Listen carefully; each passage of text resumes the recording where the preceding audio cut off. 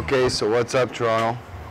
Chad and I are out here, I guess, a little bit to talk about the Coalition Against Repeal, some of the stuff that we've been doing, and of course, answer any questions that people may have about what it is that's going on in regards to the appeal and the cross appeal, as Justin was saying. In this case, in the injunction, the judge essentially regulated in our own opinion, and that's what our cross appeal is about.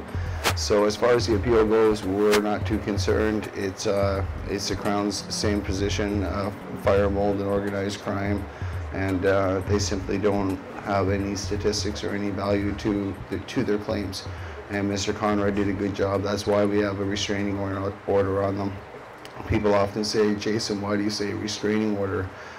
It's an injunction. An injunction is just a fancy word.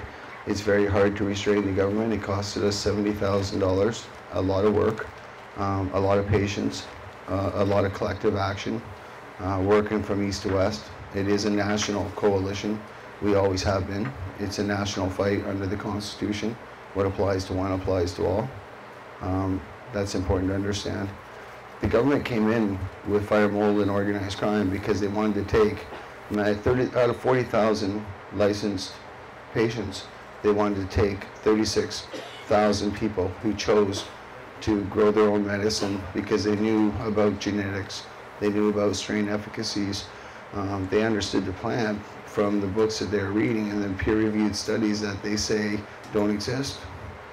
And suddenly, in April 3rd last year, or April 2nd, sorry, last year, the National Institutes of Health came out and started talking about, you know, the endocannabinoid system, the endogenous system, the signaling system of the endocannabinoid system, and how it all works, and all the potentials for Parkinson's and cancer and things that could run in your family.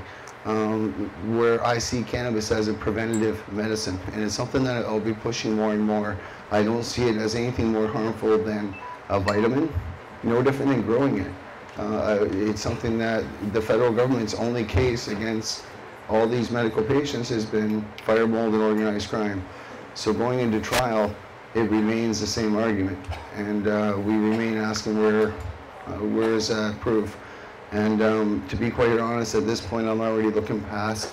I'm looking past that. We need to continue to raise funds and do stuff like we're doing now. You know, every bit counts. We're doing events all across the country. There's Halloween events being planned in the West Coast. There's additional concerts and additional things we've already done. We raised $150,000 since 2012. You know, it took us to raise $10,000 just to get John Conroy to take us serious. So who is Cannabis in Canada?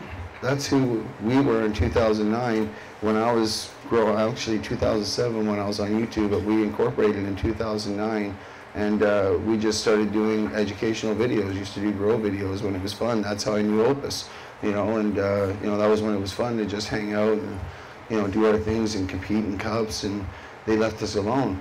And then all of a sudden they came along with this, you're a danger to yourself and the public. I'm like, fuck that. There's something wrong with that. You know, I ain't going out like that. That ain't right. And I talked to John Conroy, and he thought that I was, of course, on medicine because I was sick recently at that time. And he thought that I was on heavily medicated, asking him to look at this from a constitutional level. And he explained to me that it might cost $250,000. And I believe this is one of his retirement cases. And that's something that everybody needs to understand. There is a video that's up on John Conroy's website. You can go to right now at johnconroy.com, or check out our video where I interview John, and he answers a lot of questions at cannabiscanada.ca. What you've seen in R versus Smith recently, the Supreme Court of BC basically said to the federal government, you have 1 year to amend and fix what, you know, the whole plant product, basically, amend the language. And that example of setting a year is the same thing as that's going to happen when we win. We're going to win the constitutional right to reasonable access being our gardens.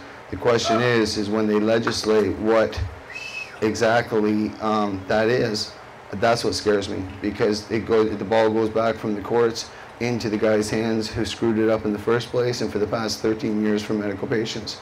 And I think enough is enough. The fights over the lawyers are in the courtroom. The funding is national. People understand their gardens are on the line. We're laying the driveway for the house of legalization where you can grow and where the federal government can't stand. They cannot legalize, watch the video with John Conroy. They cannot legalize in this country if the patients can grow. They're not going to turn around and tell everybody else you can't. It'll open up a Section 15 charter argument. I suggest anybody Google this, look it up, watch Mr. Conroy's own words. I brought that out in that interview for a reason, because I wanted people to understand how important this case is. Not because we're not going to do it. We've already been all in. We've been in since 2012.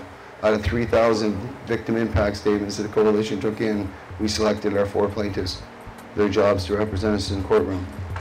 Coalition Against Repeal's job has been to fund this case.